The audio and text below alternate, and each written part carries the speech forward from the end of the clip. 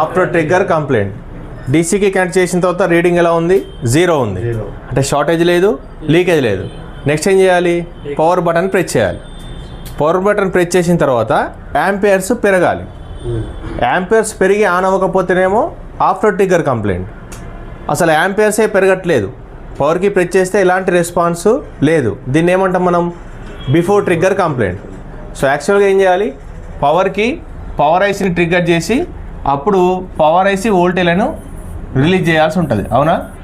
Bucks, దాని తర్వాత మళ్ళీ అదే బక్స్ ఐసీలోకి రిటర్న్ అయ్యి లైట్ మళ్ళీ ఐసీలోకి రిటర్న్ అయ్యి లోయర్ ఎల్డిఓలు హయ్యర్ ఎల్డిఓలు వచ్చేస్తాయి, అవునా? సో ఇవన్నీ ఎప్పుడు? పవర్ కీని ప్రెస్ చేసిన తర్వాత. సో ఇప్పుడు కంప్లైంట్ ఏంటి? డీసీకి కనెక్ట్ చేసి పవర్ బటన్ ప్రెస్ చేస్తే ఎలాంటి రెస్పాన్స్ లేదు. అంటే ఇక్కడ పవర్ కీకి రావాల్సిన వోల్టేజ్ ఎంత? 1.8 to 3.7 వోల్టేజ్. ఎవరు ఇవ్వాలి ఆ వోల్టేజు? ఛార్జర్ ఐసీ ఇవ్వాలి. యాక్చువల్గా మొబైల్ స్విచ్ ఆఫ్లో ఉన్నా కూడా వీపీహెచ్ వోల్టేజ్ జనరేట్ అవుతుంది. బ్యాటరీ పెడితే వీపీహెచ్ వచ్చేస్తుంది కదా. సో ఛార్జర్ ఐసీ వీపీహెచ్ని జనరేట్ చేయాలి, అలాగే పవర్ కీకి కావాల్సిన వోల్టేజ్ను పంపాలి. పవర్ కీకి రావాల్సిన వోల్టేజ్ అందకపోతే పవర్ బటన్ ప్రెస్ చేస్తే ఇది వోల్టేజ్ రిలీజ్ చేస్తుందా? పవర్ ఐసీ చేయదు. సో అప్పుడు మనం చెక్ చేయాల్సింది ఏంటి? పవర్ కీ వరకు వోల్టేజ్ వస్తుందా లేదా చెక్ చేయాల్సి ఉంటుంది. లేదా పవర్ బటన్కి సంబంధించిన ట్రాక్ కంప్లైంట్ ఉంది అనుకుందాం, పవర్ కీకి సంబంధించిన ట్రాక్ లైన్ ఓపెన్ అవ్వడం కానీ షార్టేజ్ కానీ ఉంది అనుకుందాం. అప్పుడు కూడా మనకు ట్రిగ్గర్ చేస్తే ట్రిగ్గర్ అవుతుందా? ట్రిగ్గర్ అవ్వదు.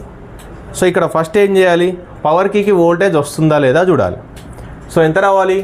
1.8 నుంచి వెళ్ళి 3.7. ఒకవేళ రాలేదు అనుకుందాం, రాకపోతే వీపీహెచ్ వోల్టేజ్ వస్తుందా లేదా చూడాలి. దాని తర్వాత వీబ్యాట్ బాగుందా లేదా చూడాలి. వీబ్యాట్ బాగుంటేనే ఛార్జర్ ఐసీకి ఇన్పుట్ ఇస్తుంది, ఛార్జర్ ఐసీ వీపీహెచ్ని జనరేట్ చేస్తుంది.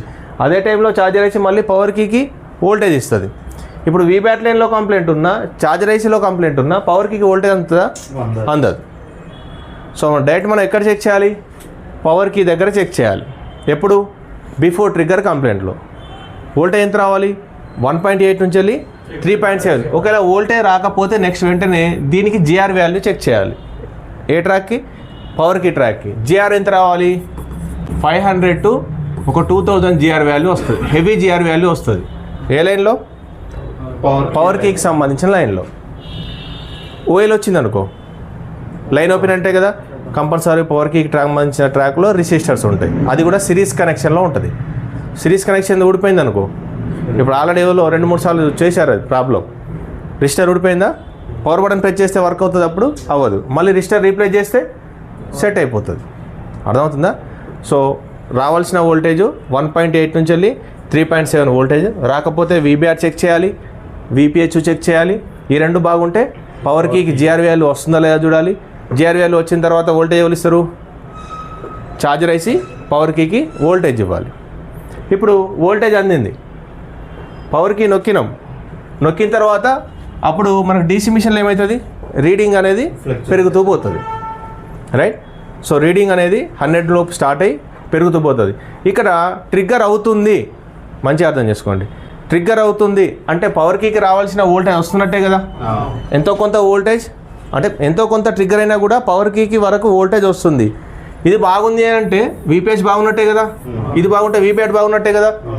సో అప్పుడు మనం దీన్ని 2 పార్ట్స్గా డివైడ్ చేస్తాం. ఒకటి ట్రిగ్గర్ అవ్వట్లేదు అని అంటే పవర్ కీని, వీపీహెచ్ని, వీబ్యాట్ని చెక్ చేస్తాం. ట్రిగ్గర్ అవుతుంది కానీ ఆన్ అవ్వట్లేదు అంటే పవర్ ఐసీని, దాని తర్వాత వోల్టేజ్ అన్నీ దేనికి వెళ్తాయి? మళ్ళీ సిపిని, దాని తర్వాత మళ్ళీ ఈఎంఎంసిఆర్, యూఎఫ్ఎస్. అర్థమవుతుందా?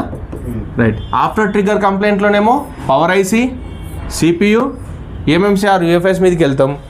ఒకవేళ బిఫోర్ ట్రిగ్గర్ కంప్లైంట్ అయింది అని అంటే వీబ్యాట్, వీపీహెచ్, పవర్కి ఈ 3 చెక్ చేయాల్సి ఉంటుంది. ఓకేనా? అర్థం. ఇప్పుడు ట్రిగ్గర్ అవుతుంది, అది ఎంతైనా కానీ మనం వీబ్యాట్, వీపీహెచ్ చెక్ చేయాల్సిన పని ఉందా? లేదు. ఈ 2 బాగుంటేనే మనకు ట్రిగ్గర్ అవుతుంది. ట్రిగ్గర్ అవ్వట్లేదు, వీటిని చెక్ చేయకుండా ముందుకెళ్ళి మళ్ళీ వేస్ట్. ట్రిగ్గర్ అవ్వట్లేదు అని అంటే మనం సిపి మీదకో ఈఎంఎంసీ మీదకి వెళ్ళి వర్క్ చేస్తే మళ్ళీ ప్రాబ్లం సాల్వ్ అవ్వదు. ఓకే. ఎక్కువ కంప్లైంట్స్ ఎక్కడ వస్తాయి అని అంటే ఆఫ్టర్ ట్రిగ్గర్ కంప్లైంట్లో వస్తాయి. మళ్ళీ ఆఫ్టర్ ట్రిగ్గర్లో పవర్ ఐసీ గురించి మళ్ళీ 3 పార్ట్స్ ఉంటుంది. బక్స్, ఎల్డిఓస్, కంట్రోల్ యూనిట్, క్రిస్టల్ ఒకటి ఉంది కదా, కంట్రోల్ యూనిట్ కనెక్ట్ అయిన క్రిస్టల్, ఆ సెక్షన్ చూడాలి. దీని తర్వాత మళ్ళీ సిపియుకి సంబంధించి చూడాలి. దాని తర్వాత ఈఎంఎంసిఆర్, టీఎఫ్ఎస్ఎంఈకి సంబంధించి చూడాలి. అర్థమైంది అనుకుంటున్నాను.